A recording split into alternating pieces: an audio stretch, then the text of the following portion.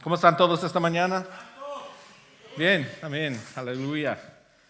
Alabado sea el Señor. Esta mañana quiero agradecer a todos que hayan llegado esta mañana porque sí está haciendo un poquito frío, ¿no? Esta mañana. Y según se iba a nevar, pero realmente no se vio. Pero esta mañana quiero dar las gracias al pastor que nos está también visitando de Puerto Rico. Vamos a darle un saludo al pastor. Allá está un poquito más calientito, amén. Bueno, esta mañana vamos a dar un pequeño repaso a lo que hemos estado cubriendo. Y antes de todo, quiero dar las gracias a todos los que nos están viendo por Facebook Live. Quiero darles una gran bienvenida esta mañana también. Mi nombre es Pastor Tony Valerio. Los que no me conocen, ya tengo aquí con la iglesia desde que inició. Aquí estamos sentados, por eso este lugar es muy especial para mí también, porque desde el primer día que estuvimos sentados yo y María ahí, conocimos a los pastores cuando los presentaron. Entonces hemos estado aquí por todo este tiempo de lanzamiento. Vamos a dar un repaso a lo que Pastor nos trajo de este tarea de los fundamentos. Primeramente, el primer domingo cubrimos lo que es los cimientos, donde nosotros iniciamos haciendo estudios bíblicos y en oración. Y estamos orando para levantar esta iglesia. Cristo es nuestro fundamento, amén. También hablamos de que nosotros somos las columnas de la iglesia. Es tan importante que entendamos eso, que cada uno de ustedes que están aquí en la iglesia son uno de esos pilares. Y esos pilares son importantes porque cada uno de nosotros sostenemos algo muy importante. ¿Y qué es eso? Ese gran importante es el peso del evangelio, esa necesidad de poder y esa responsabilidad de poder llevar ese evangelio a tu prójimo, al pueblo y también ser representante de Jesucristo aquí en la tierra. Amén. En sección 2, la segunda semana también cubrimos, ¿se acuerdan de los videos que había muchos puntos que se tienen que conectar? Ahí hablamos de queremos conectar los puntos de nuestra vida y la importancia de hacer eso. Y es imposible vivir una vida con puntos desconectados. Cada uno tenemos que tener cada uno de nosotros necesitamos poder hacer esas conexiones de puntos.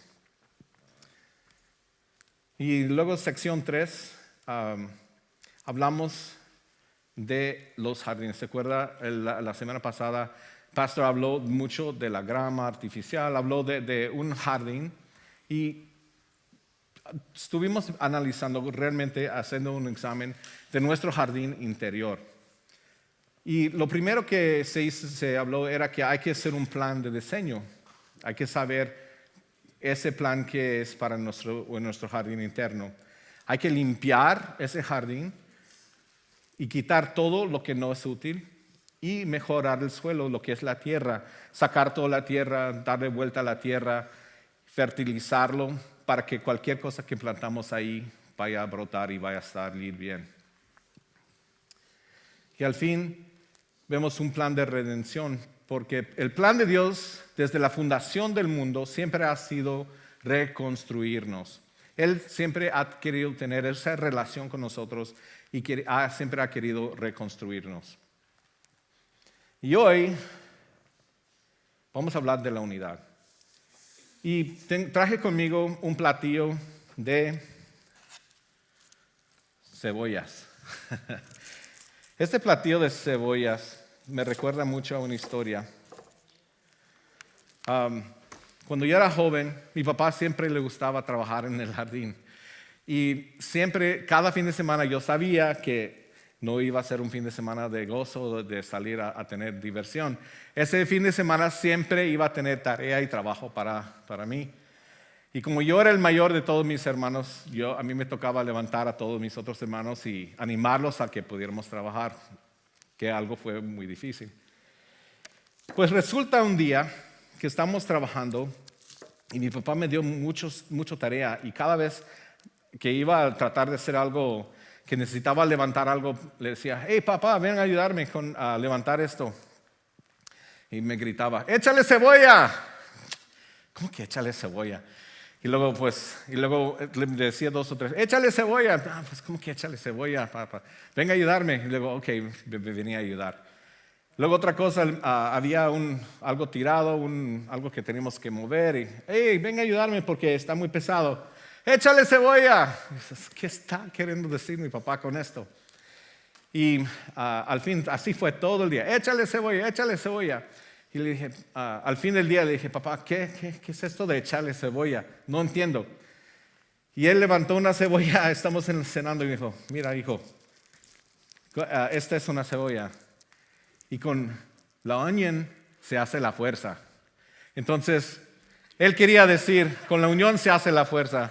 Y él me quería mostrar todos los días, con todos esos trabajos, que juntos podíamos levantar las cosas y hacer ese trabajo. Entonces, por eso traje estos cebollitas. Pero hay otra cosa más importante. Si vemos esta cebolla, ¿qué vemos? Capas, ¿no? Capas. ¿Y qué está haciendo? ¿Qué sirve cada capa que está en esta cebolla? Si vemos, tenemos el exterior, ¿no? El exterior está seco. Esto no se come, pero es algo seco, duro, pero protege la capa próximo, ¿no? Y cada una de esas capas protege al otro capa que está en el interior. ¿Y qué está en el mero centro de cada cebolla? Bueno, a lo mejor ustedes han dejado una cebolla por mucho tiempo y la han cortado. Hay algo verde a veces, ¿no? Pero ahí está el corazón de la cebolla. Ahí es de donde brota la vida. Cuando la plantamos, ahí es donde brota la vida de esa cebolla. Entonces, ese representa a cada uno de nosotros. Somos cebollas. Échale cebolla. No, cada una de esas cebollas representa a nosotros porque hay capas. Cada uno tenemos capas que protegemos. Son paredes que protegen a cada nivel interior, ¿no? Y es importante tener esa protección y guardar eso porque ¿qué es lo que está más dentro de nosotros? ¿Qué llevamos adentro? El corazón, sí, pero ¿qué más? El Santísimo, ¿no? Cristo vive en nosotros. Aquí vive el Señor, aquí está el Espíritu Santo, amén. Entonces vamos a hablar un poquito más de eso y usar esto como una imagen, una idea de qué hizo Nehemías cuando él estaba ayudando al pueblo de Judea a reconstruir las paredes de Jerusalén. Había un hombre que se llama Nehemías. Este era el copero de un rey súper poderoso. Era el rey más poderoso de toda esta tierra de la Persia. Si pueden ver todo eso, cubre desde la India hasta Egipto.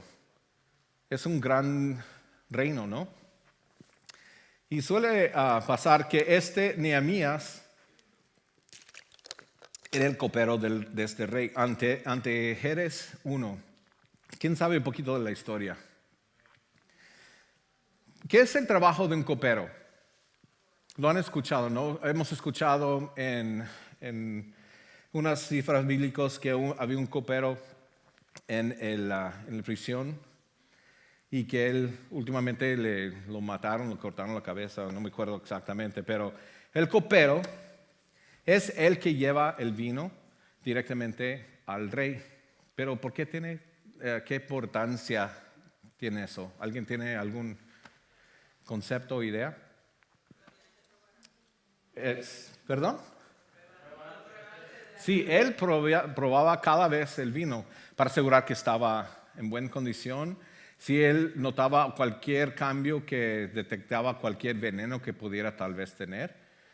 Y aparte de tener esa cercanía con ese rey, él también podía tener conversaciones íntimas con él o tal vez ser un ayudante o darle alguna visión extra a este rey, ¿no? Pero, sin embargo, si había algo que no quedaba bien, o en ese tiempo era muy peligroso ser un copero porque si no agradaba al rey, pudiera quedarse sin vida al día siguiente o en ese momento. Tenía mucha responsabilidad y prestigio ser un copero y cuidar actualmente de la vida del rey. Y vamos a ir al otro foto. Esto es una foto actual que está en una pared en la Persia. Y vemos el rey Dario, que fue antes de que entrara ante Artajerjes I. Y luego atrás de él vemos este humilde hombre ahí. Ese es Nehemías. Él era una persona actualmente, no era nomás una historia. Entonces vemos en esta pared que era tan importante que lo dibujaron, lo pusieron en este pared. Vamos a ir a Nehemías 1 al 4.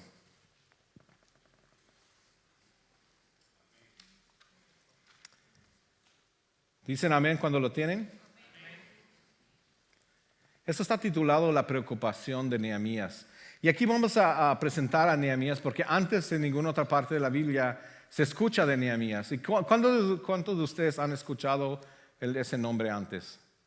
Realmente es un parte de la Biblia que realmente no escuchamos mucho de eso, pero él tenía un papel tan importante en la construcción de Jerusalén en las últimas veces que la volvieron a construir.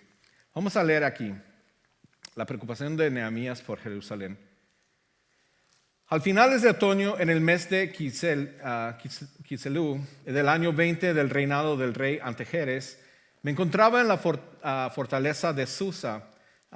Hanani, uno de mis hermanos, vino a visitarme con algunos hombres que acaban de llegar de Judá. Les pregunté por los judíos que me han regresado del cautiverio y sobre la situación en Jerusalén. Me dijeron, las cosas no andan bien.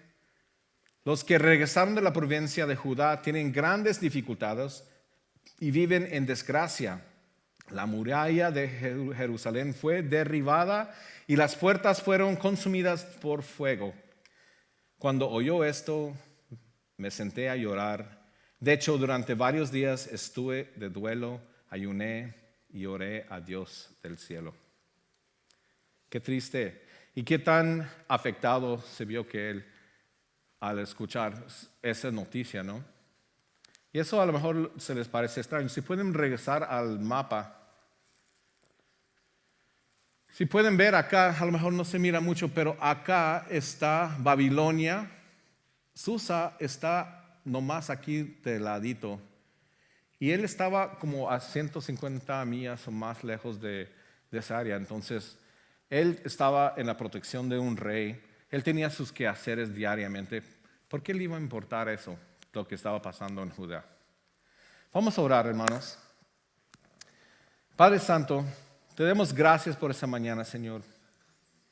Y hoy vamos a hablar de la unidad, Padre Santo. De qué tan importante es la unidad, Señor. También, Señor, queremos hablar de la unidad familiar, Padre Santo. Porque ahí es tu diseño, esa familia, ese núcleo, Señor. De ahí va a salir todo tu plan y tu diseño, Señor. Pedimos por familia, Señor. Pedimos por la iglesia, ese núcleo de la iglesia, Padre Santo, esa unidad en la iglesia. Pedimos unidad en nuestro estado, Señor. Ahí está nuestra nación, Señor, especialmente para Memphis ahorita, que está pasando por una situación muy fuerte, Señor.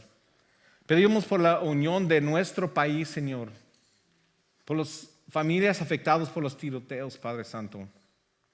Y también pedimos por cada país representado en lugar de él. Porque somos una comunidad latina unida, Señor, de diferentes providencias, Señor, de diferentes lugares, pero unidos aquí bajo tu techo, Señor, bajo tu cubrimiento en una sola iglesia, tu lugar, el lugar del Padre Santo. Señor, que nada se habla hoy, Señor, que no venga de ti, Padre Santo. Te pido por esta iglesia y por tu palabra, Señor. Gracias. En tu santo nombre, Jesús, oramos. Amén. Bueno, ¿qué es lo que oró este señor Nehemías. Podemos ver que Nehemías se preocupó bastante por Jerusalén porque era el capital de Judea. Y ese lugar es el sitio para los judíos el más sagrado. Y era la patria de Nehemías. Él amaba a su patria. Aún más, Nehemías lloró y pasó por un proceso de duelo cuando escuchó esto. Cuando escuchó de las murallas que estaban derribadas, porque sabía que su pueblo estaba en peligro de ataques de enemigos. Y también sentía una vergüenza, porque ellos son el pueblo de Dios. Ellos deben de estar en los lugares más elevados, más protegidos, porque ellos sí saben quién es Dios. Y estaban en vergüenza porque estaban por todas partes. Se habían venido la Babilonia, se había derrotado con todo lo que era ese Jerusalén y los llevó otra vez en la esclavitud, los disparció por todas partes. Imagínense, sabiendo, ellos saben muy bien la historia de antes. Ellos saben exactamente qué había hecho Moisés. Ellos han vivido por historias, sabían lo que el pueblo de Judea debería de haber sido y quiénes eran. Y sabían por su pecado, se les habían por completo desparcido otra vez y estaban en esclavitud. Él también sabía que lo único que les podía sacar de esa situación y restaurarles otra vez era restablecer su relación con Dios. Amén. Y él decidió tomar acción. ¿Y qué fue la primera acción que él tomó? Él, como bien dijo, oró. Vamos a ver cuál es la oración de Nehemías. Vamos a Nehemías 1, 5 al 10. Y dije, oh Señor, Dios del cielo, Dios grande y temible, que cumples tu pacto con amor inagotable, con los que te aman y obedecen tus mandatos. Escucha mi oración. Mírame y verás que oro día y noche por tu pueblo Israel. Confieso que hemos pecado contra ti. Es cierto, incluso mi propia familia y yo hemos pecado. Hemos pecado terriblemente al no haber obedecido tus mandamientos. Los decretos y tus ordenanzas que nos diste por medio de tu siervo Moisés. Te suplico que recuerdas lo que le dijiste a tu siervo Moisés. Si me son infieles, los dispersaré ante las naciones. Pero si vuelven a mí y me obedecen mis mandatos y viven conforme a ellos, entonces, aunque se encuentren derrotados en los extremos más lejanos de la tierra, yo los volveré a traer al lugar que elegí para que mi nombre sea honrado. Amén. El pueblo que rescataste con tu gran poder y mano fuerte es tu siervo. Oh Señor, te suplico que oigas mi oración. Escucha las oraciones de aquellos quienes nos deleitamos en darte honra. Te suplico que hoy me concedas éxito y hagas que el Rey de su favor ponga en su corazón el deseo de ser bondadoso conmigo. Entonces, ¿qué acción primeramente tomó? Oró.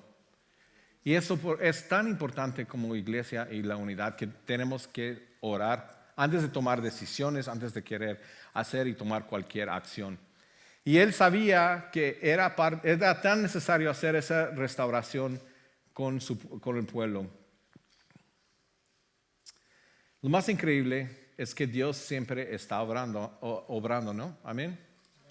¿Quiénes de ustedes saben que Dios está obrando en este momento? Amén. En tus situaciones, en lo que está uno deseando y orando a Él, por las cosas que uno ni sabe lo que puede estar pasando en ese momento. Dios siempre está obrando. Y mira que Él colocó un aliado en el puesto muy importante, casi el más importante, lejos de Jerusalén, en el mismo compañía del hombre más poderoso en ese tiempo. Puso a Nehemías en esa posición de poder hacer algo. Aunque Dios sabía lo que estaba haciendo el pueblo de Israel no era lo correcto, y se habían dispersado, Dios siempre está obrando para el bien de nosotros. Y después, con el permiso y cartas del que había firmado el rey, Nehemías viajó a Jerusalén y le tomó 3 días para llegar a ese lugar. Y al llegar a Jerusalén, él no quería hacer que los líderes, los sacerdotes y todos los del pueblo, que él estaba ahí. Por supuesto, todos de Israel sabían quién era él, ¿no?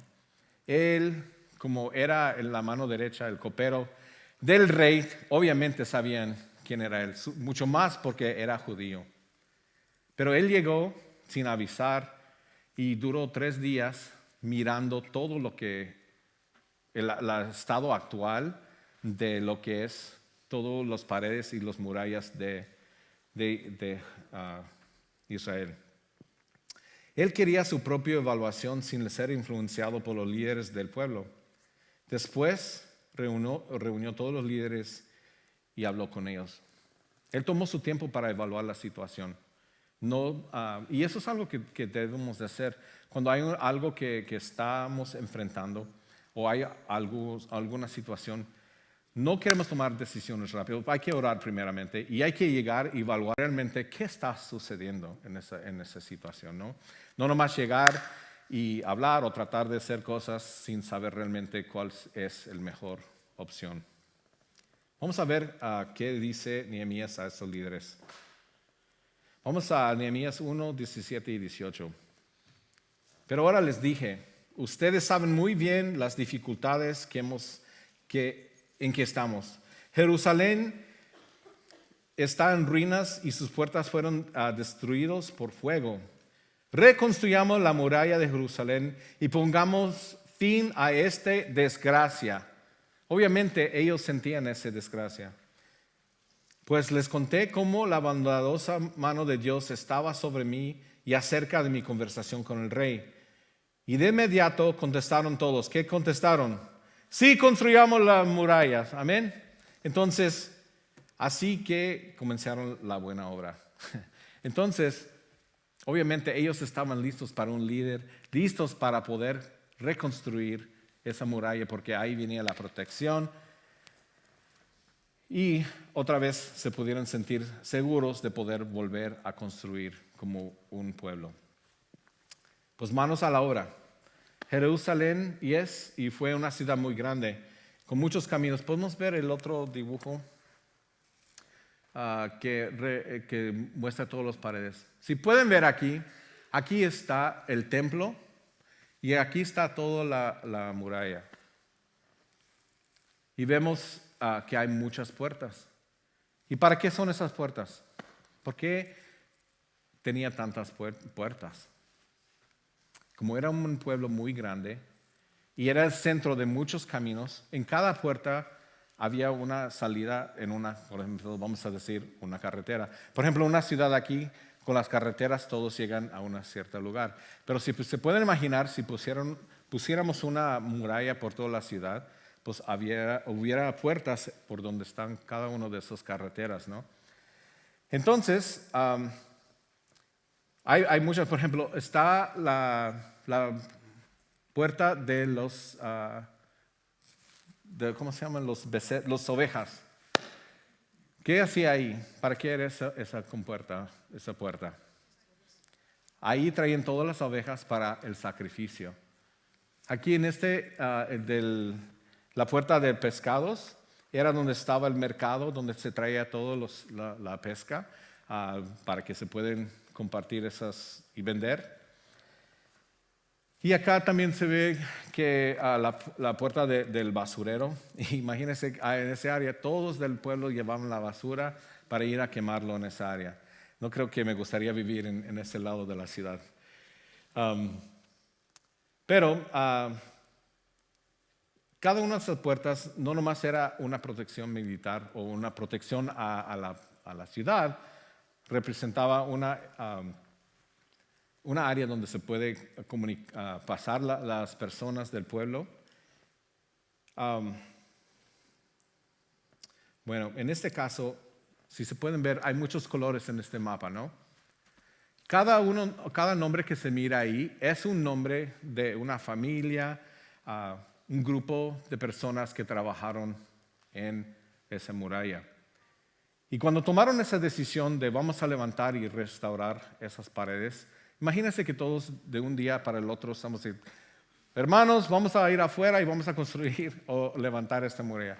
¿Quiénes de ustedes saben de cómo construir una muralla aquí? Uno, maybe, dos, pastor. Pastor, si sabes, porque si sabes de cercos, ¿no? Cercas. Casi nadie sabe. Y es la misma situación que pasaba en Jerusalén.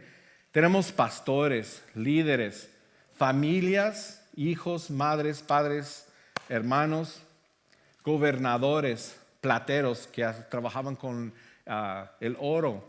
Teníamos perfumistas, hermano que le gustan los perfumes, adoradores, levitas, comerciantes, políticos y militares, de todos en el pueblo. ¿Quién de ellos sabían realmente cómo armar y hacer una muralla? Entonces, hay algo muy importante. De seguro nadie sabía cómo hacer esa construcción. Pero cuando ellos dijeron sí, Dios les ayudó a hacer esa obra, ¿no? Es como decir, Dios no llama a los preparados, pero prepara a los llamados.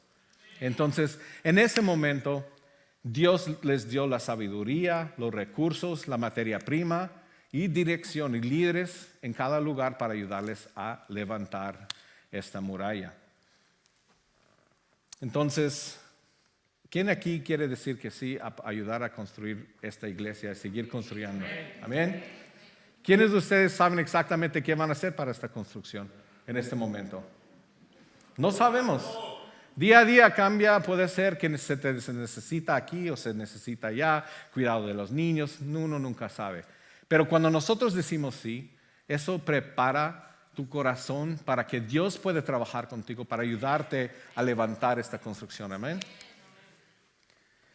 Bueno, ¿quiénes de ustedes saben que existe un enemigo?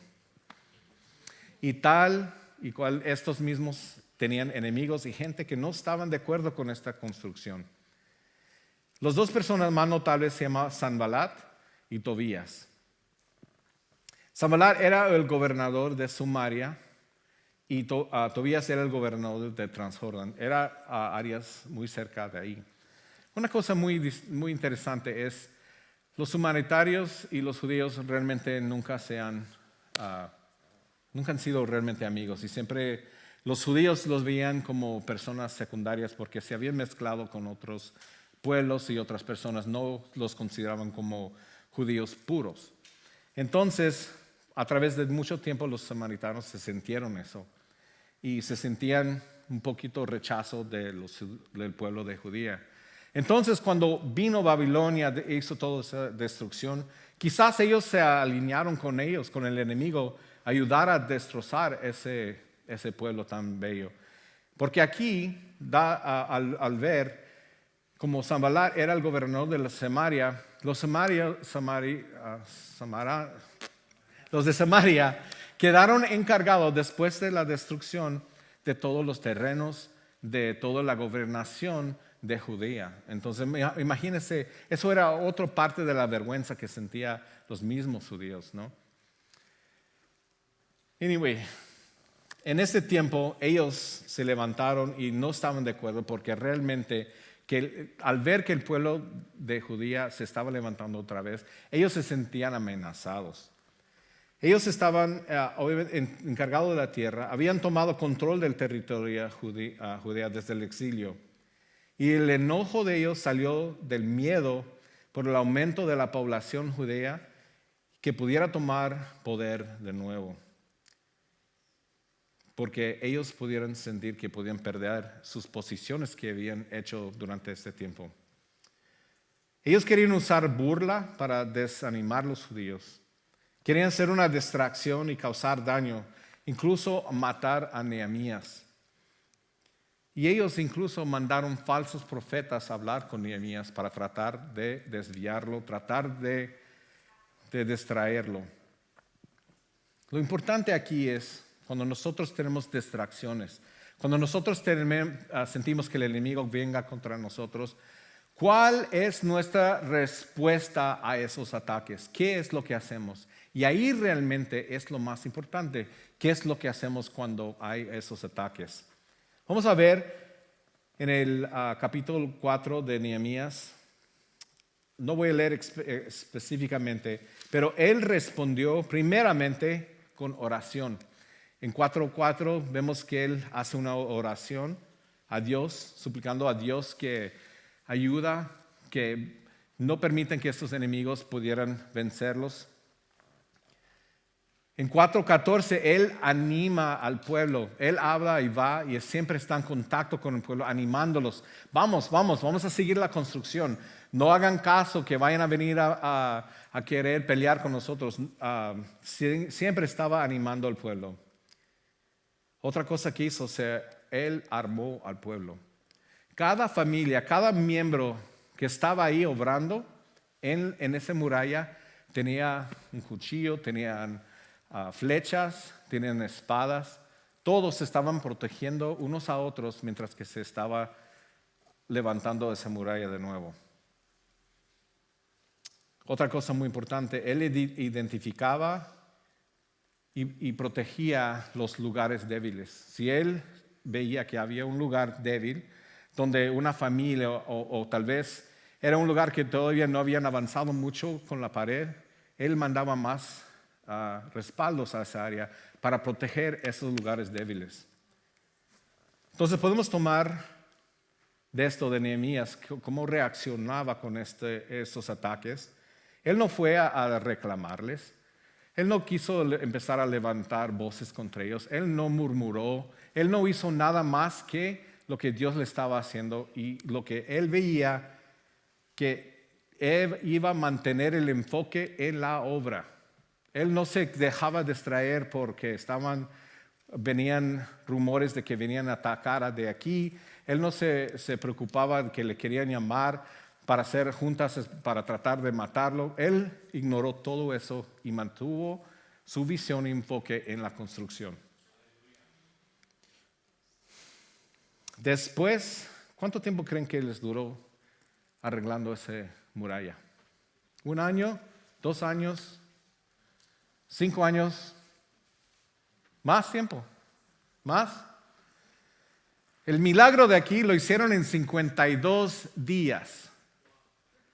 Levantaron eso y había mucho de ese muralla que aún estaba menos de la mitad. Todas las puertas estaban quemados, dañados. Las piedras que estaban quemados. ¿Quién sabe que cuando se quema el cemento ya no se puede usar? Mucho de ese cemento queda tan desgastado y quemado que ya no se puede volver a usar. Incluso aquí en Nehemías 6:16, aquí dice, ¿dónde está? Cuando Sanballat, vamos a 4:1 al 3. Vamos a ver qué es lo que dice el enemigo. Cuando Sanballat se enteró que se estaban reconstruyendo la muralla, se enojó muchísimo. Se puso furioso y se burló de los judíos, diciendo ante de sus amigos y los oficiales del ejército de Samaria: ¿qué crees que están haciendo estos pobres debilucho grupo de judíos? ¿Acaso creen que pueden construir la muralla en un día por tan solo ofrecer cuantos sacrificios? ¿Realmente creen que pueden hacer algo con piedras rescatadas de un montón de escombros y para colmo piedras calcinadas? Tobías, el amonita, que estaba a su lado, comentó: esa muralla se vendrá abajo sin tan siquiera un zorro caminará sobre ella. Imagínense, esos eran líderes de la área, cómo se sentía ese pueblo de Judía. Pero cuando obra Dios, hace maravillas. 52 días, hermanos. La onion hace la fuerza, amén. Si estuviera mi papá ahí, échale cebolla, mi hijo. Vamos a levantar esta barra. Vamos a seguir y después con tanto gozo los trabajadores terminaron esa obra. Se cumplió en récord tiempo de 52 días. Eso es increíble. Vamos a ver qué fue la reacción. Vamos a ver qué fue la reacción de los enemigos después de estar tan burlando del pueblo de Israel. Vamos a Nehemías 6:16. Y ahí dice: cuando se enteraron nuestros enemigos y las naciones vecinas, se sintieron aterrorizados y humillados. Se dieron cuenta de que esta obra se había realizado con la ayuda de nuestro Dios. Amén. Eso fue reconocido no nomás por los mismos judíos, pero por los pueblos que les rodean. Ellos sabían, y eso es lo más increíble, todos estos pueblos sabían el poder que tenía ese pueblo judeo cuando estaban con Dios. Y también sabían que cuando no estaban haciendo bien o caminaban en caminos pecaminosos, que la mano de Dios no estaba con ellos y podían tomar ventaja.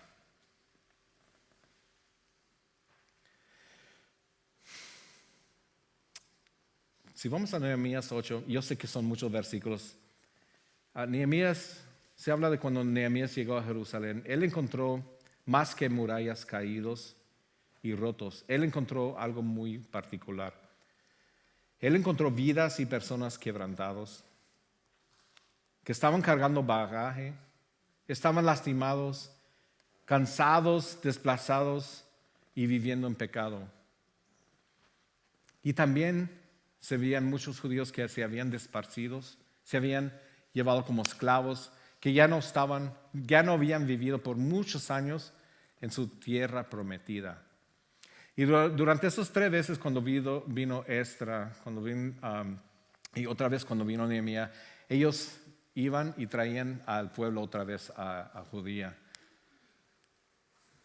Pero imagínense todo lo que venían cargando esas personas, todos sus dolores, no tenían identidad, se habían perdido su identidad. Y tal vez algunos de ustedes han sentido eso al venir de otros lugares, que han perdido o han sentido que han perdido algo o que no han sentido parte de esa comunidad de Dios, como parte de un cuerpo de Cristo. Él reconoció esto porque antes de que se pudiera realmente restablecer ese pueblo, se tenía que trabajar en los corazones de ellos, sanando heridas. En el 8:2, Nehemías llama a un ensable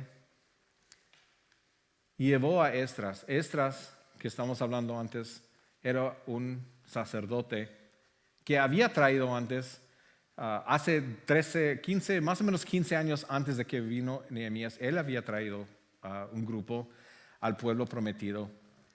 Pero en un poco tiempo no se concretó, no se había levantado nada en ese tiempo. No que Esdras era mal líder, pero realmente cuando estamos unidos, cuando hay las personas correctas, cuando hay liderazgo, cuando hay personas sometidos, ahí es donde Dios puede obrar. Entonces por eso es tan importante que cada uno de ustedes con sus dones, que pueden traer eso a la iglesia, pueden traer esto a esa comunidad, porque pueden ser utilizados en sus áreas donde Dios les ha puesto un fuerte don.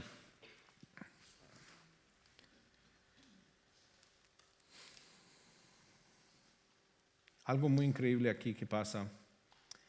Esdras empieza con el pueblo, empieza de cada mañana, se van con ellos, se levantan y empiezan a leer la ley de Moisés.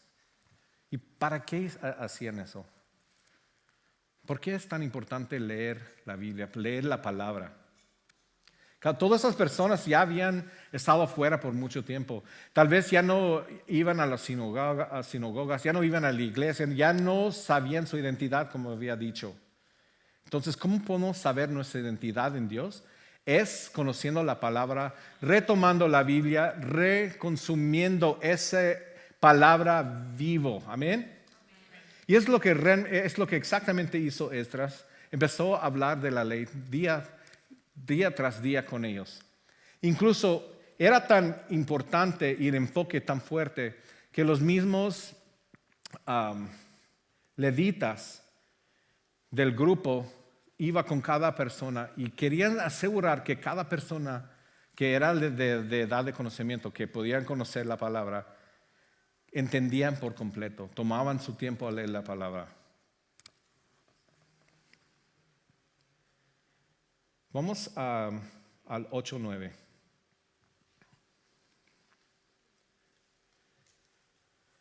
Luego Nehemías, el gobernador, Esdras, el sacerdote, y la escriba y los levitas que interpretaban para el pueblo dijeron: no se lamentan ni lloran en un día como este, pues hoy es un día sagrado delante del Señor, su Dios.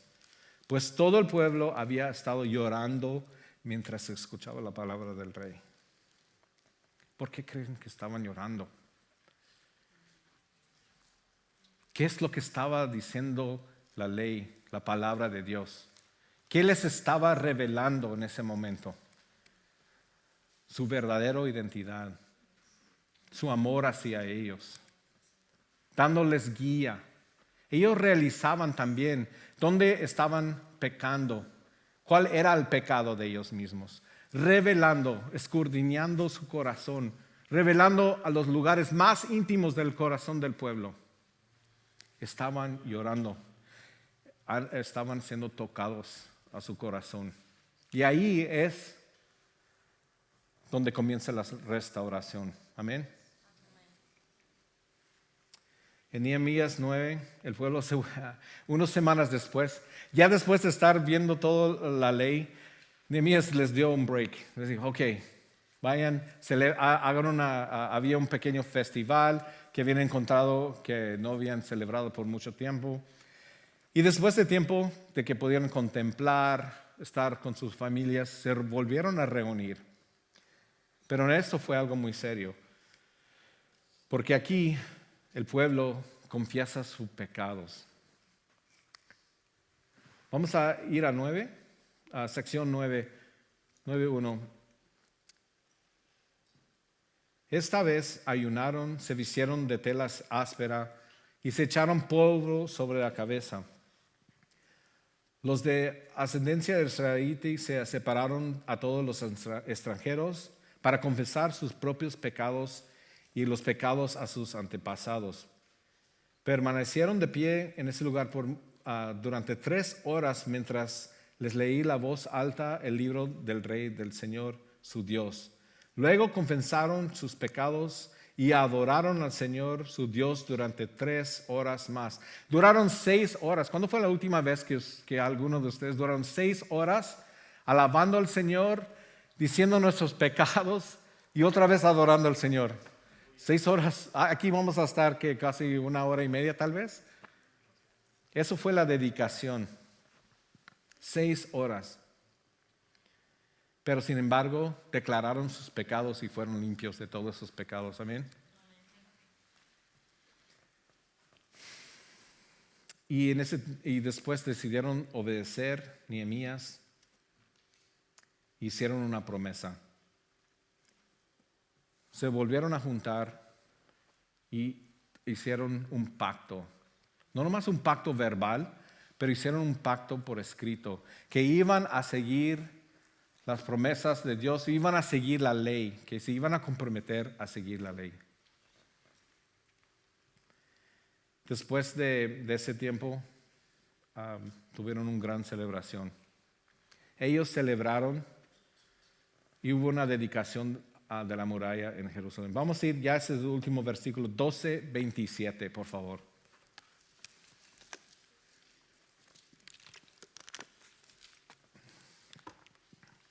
Para la dedicación de la nueva muralla de Jerusalén, se les pidió a los levitas, los adoradores del pueblo, de toda la tierra que fueran a Jerusalén para colaborar en las ceremonias.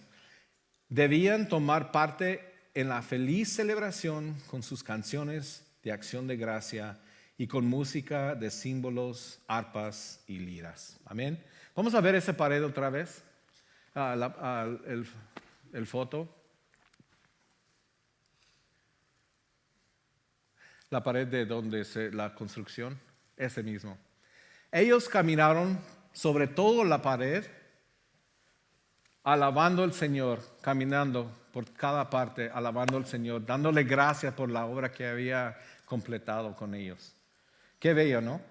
Imagínense tener una celebración tan grande así. Nosotros aquí celebramos a nuestro Señor cada domingo. Edwin, ¿me puede ayudar con el teclado, brother? Aquí estamos cada domingo celebrando lo que Dios está haciendo con nosotros. Ya en estas 4 semanas hemos estado hablando de la importancia y lo necesario es tener una construcción y estar unidos en esta construcción. Y la importancia que hemos visto hoy, dar un sí a nuestro Señor. Él no tienes que estar preparado. No sientes que no eres lo suficiente para ser una obra para nuestro Señor. Él te quiere usar en formas maravillosamente grandes.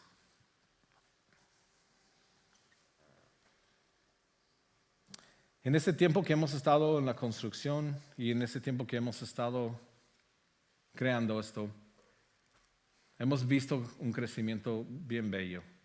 Y queremos seguir ese crecimiento y queremos seguir reunidos con ustedes.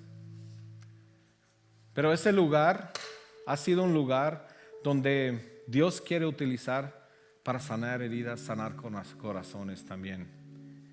Y tal vez algunos de ustedes, como esos judíos que han estado afuera, han sentido que no han tenido un hogar, un lugar especial. Yo les quiero invitar.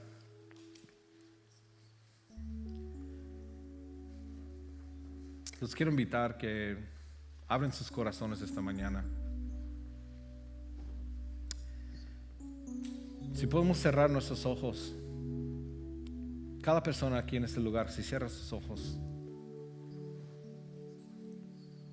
vamos a orar a nuestro Padre y darle gracias por lo que ha sido hasta el momento.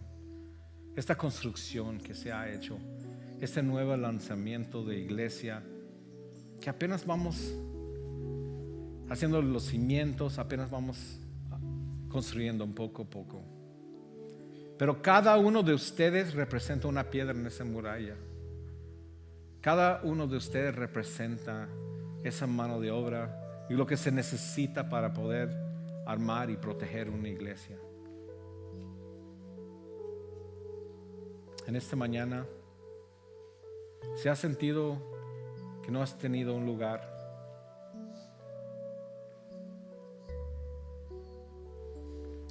¿Que has sentido que has desviado o has estado lejos del Señor? Tal vez caminando donde uno sabe que no debe estar caminando. Les quiero invitar hoy que hagan una declaración que sí vamos a construir. Queremos entregar esos pecados, ese estilo de vida, esa carga que has estado cargando por tanto tiempo. Queremos entregarlo a nuestro Señor. Los quiero invitar a hagan una oración conmigo. Padre Santo, gracias por la obra que has hecho, Padre. Gracias por morir en la cruz para cubrir todos mis pecados. Yo declaro que yo soy un pecador, Señor. Declaro que he sentido que no soy lo suficiente, Padre. Que tal vez te equivocaste a formarme, Padre.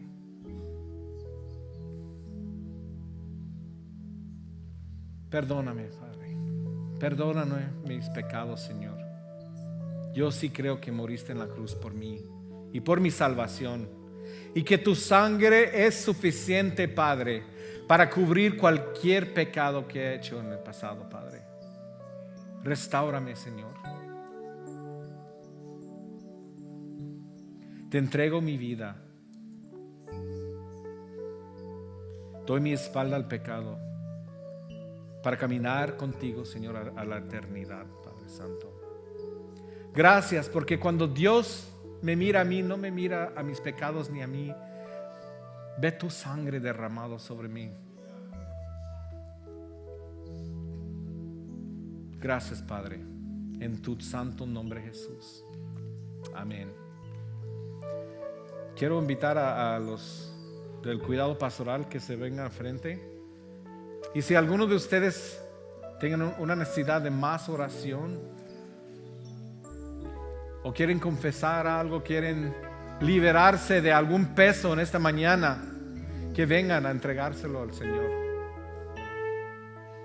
Dios los ama, los ha creado para un propósito. Y como con los israelitas, los de Judea, que pudo haber hecho algo en 52 días, imagínense lo que puede hacer. Es un Dios de maravillas.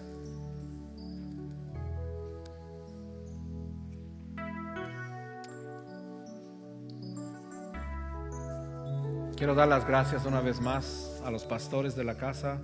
Pido una bendición sobre ellos, sobre esta casa, por la oportunidad de servir aquí en lugar de Él, de tener esta plantación para ser parte de una familia, porque sí soy lugar de Él. Yo soy de esta familia. Amén. Y gracias a todos ustedes por su atención esta mañana. Entregamos a los anuncios.